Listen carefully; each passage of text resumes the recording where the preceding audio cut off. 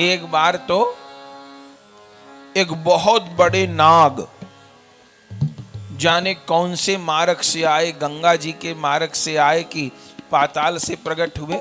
ये बड़ा अजगर, ग्रंथ में तो लिखा है शेष भगवान ही आए थे। एक बहुत विशाल अजगर रंग बिरंगा आया, मैया काम में लगी थी, छोटे से महाप्रभु जी सो रहे थे और आकर के अपनी जीभा से महाप्रभु जी के चरण चाटने लग गया और महाप्रभु जी को मस्ती आई और उसके साथ खेलने लगा, साथ में भयानक सांप के साथ में।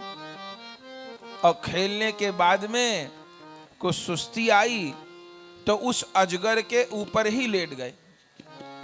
जो सर्प का शरीर होता है वो ठंडा होता है, बड़ा शीतल शरीर होता है, बर्फ की तरह। उसके ऊपर महाप्रभु जी लेट गए। मैया काम कर रही थी, मैया को देर हो गई। छोटे बालक को बीच बीच में देखना पड़ता है कि बालक ठीक ठाक तो है। मैया बीच में काम छोड़ के आई, देखूं तो सही मेरा निमाई उठ तो नहीं गया। और जो भीतर जाके देखा, महाप्रभु जी तो भयानक भुजंग के ऊपर लेटे भये हैं। मैया की तो चीख निकल गई, मैया तो भागी, कहीं से मालिनी देवी जलती हुई लकड़ी लेके भागी। कोई आस्तिक आस्तिक ऐसा कह करके सर्प को भगाने का प्रयास कर रही, कोई गरुड़ मंत्र का पाठ कर रही। महाप्रभु जी के नेत्र खुले और उस अजगर के सिर पे हाथ फेर के क्या कह रहे, मैया डर गई, अब जाओ, अब फिर आना।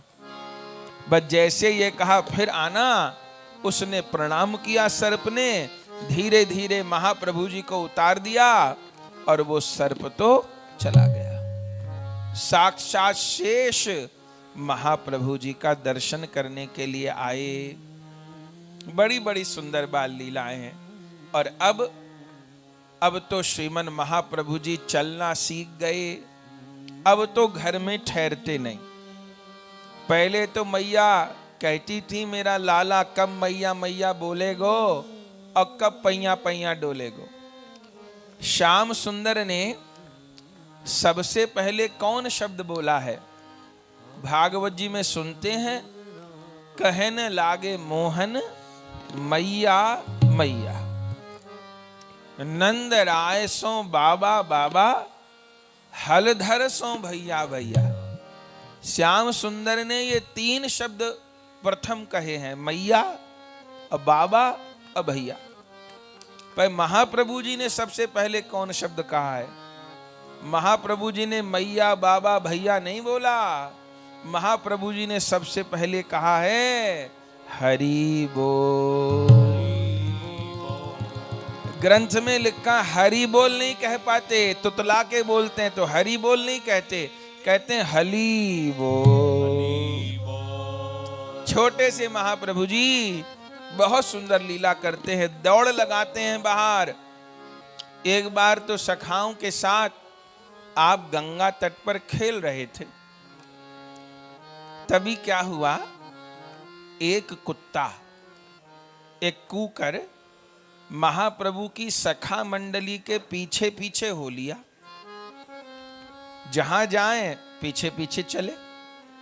और महाप्रभु जी तो बालकों के संग में कीर्तन करें, उछल उछल के नाचें। तो गंगा जी के किनारे रज में महाप्रभु के चरण छप जाएं और महाप्रभु आगे बढ़ जाएं तो वो कुत्ता महाप्रभु की चरण रज में लोटपोट करे, लोटे वो कुत्ता चरण रज में। तो ध्यान गया सखाओं का, महाप्रभु को कही गौर हरि ये देखो, ये कूकर कब से हमारे पीछे लगा है, तुम हरि बोल करवाओ तो ये कुत्ता भी उछले हरि बोल सुन के, और तुम्हारी चरण रज में लोटे गौरी है। हम लोग आगे बढ़ जाएं तो हमारे जहां चरण छपे वहां ये लोटे। महाप्रभु ने कहा ठीक है, इसको भी अपनी मित्र मंडली में भर्ती कर लो। तो महाप्रभु जी उस कूकर को भी अपनी सखा मंडली में शामिल कर लिए। और कह दिए भाई अब इसको कुत्ता कूकर ऐसा कोई नहीं बोलेगा, तो नाम रख दिए उसका महाप्रभु जी गंगादास, कि गंगा के तट पे मिला तो गंगादास। अब पूरे दिन तो कीर्तन बालकों के संग चलता रहा गंगा तट पे। संध्या हो गई तो महाप्रभु जी घर गए, उस गंगादास को भी संग ले गए। मैया जल लेने गंगा जी गई हुई थी, और छोटे से महाप्रभु जी ने उस कुत्ते को ले जाके चौके में बिठा दिया जहां मैया ने चौका लगा रखा था। अब मैया जो आई सो मैया तो बड़ी गुस्सा आई, अरे ये किसको पकड़ लाया, मेरा सबरा चौका भ्रष्ट कर दिया, यहां रसोई बनेगी कुत्ता बिठा दिए यहां। महाप्रभु जी क्या कह रहे मैया से, मैया अब तो ये मेरे संगी रहेगा। मैया कहे मैं तेरे से कम दुखी थी जो इसको और पकड़ लाया, बाहर निकाल इसको, मेरा सबरो चौका तूने बिगाड़ दियो। महाप्रभु जी कहे नहीं, ये मेरो सखा है, ये मेरो भाई है, ये गंगादास है, यहीं रहेगा। मैया ने बहुत कहा, महाप्रभु जी रोने लगे। जगन्नाथ मिश्र जी आ गए, उन्होंने कहा बालक है इसको समझाओ। मैया ने कहा अच्छा तेरे गंगादास को मैं रोटी दे दूंगी, पर पहले तू तो कुछ पाले, सवेरे का उधम मचा रहा है। मैया ने पवाया, गोद में लेके लाला को दूध पिवाया, ठपकी दे के सुवा दिया। और जब महाप्रभु सो गए, मैया ने सबसे पहले वो गंगादास को पकड़ा और वहीं गंगा तट पे छोड़ के आई। और फिर मैया नहाई दोबारा, और फिर घर में चौका लगाया, और फिर आगे के काम किए। महाप्रभु जी जो उठे तो पूरे घर में गंगादास गंगादास गंगादास गंगादास। गंगादास मिले नहीं, तब महाप्रभु जी बाहर को भागे गंगादास को ढूंढने। तो क्या देख रहे हैं, घर के सामने ही बैठा है वो गंगादास भी, वहीं गंगा के किनारे, गंगा जी के तट पे ही महाप्रभु जी का घर, तो वहीं गंगा जी के तट पर बैठा हुआ है। महाप्रभु जी गए, लिपट गए उस गंगादास से और कह रहे गंगादास मैया ने तुझे निकाल दिया, पर तू चिंता मत कर, तेरे भोजन पानी की सबरी व्यवस्था मैं यहीं करूंगा। अब भीतर तो ले नहीं गए कि मैया निकाल देगी बाहर।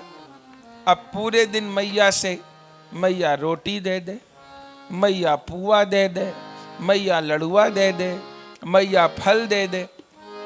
पूरे दिन मैया से कुछ न कुछ मांगे और ले जा करके उस कुकर को पवावे। चैतन्य भागवत जी में वर्णन है बंधुओं, 6 महीने तक वो कुत्ता महाप्रभु जी के साथ रहा। घर में नहीं, घर के बाहर महाप्रभु जी बाल लीला करते रहा। और आश्चर्य ये है, श्री वृंदावन दास ठाकुर जी कहते हैं कुछ दिन बाद ही उस कुत्ते का भौंकना तो बंद हो गया और मुख से स्पष्ट रूप में वो कुत्ता हरि नाम लेने लग गया। नारायण गोविंद राम माधव हरि कृष्ण, ऐसे नाम वो कुत्ता लेने लग गया। स्पष्ट सब लोग सुनते थे, कृष्ण माधव हरि गोपाल नारायण राम राघव, ऐसे शब्द उच्चारण करने लग गया। 6 महीने तक महाप्रभु की कीर्तन लीला का उसने दर्शन किया। और 6 महीने बाद महाप्रभु जी सखाओं के साथ गंगा तट पे खेल रहे थे, तो क्या देखा कि वो कुत्ता गंगा जी में प्रवेश कर रहा है। सबको तो यही लगा कि जल पीने गया होगा, लेकिन वो कुत्ता गंगा जी में प्रवेश करता ही चला गया और आखिर में गंगा जी की धारा में जाके ही जीवित जल समाधि उस कुत्ते ने ले ली।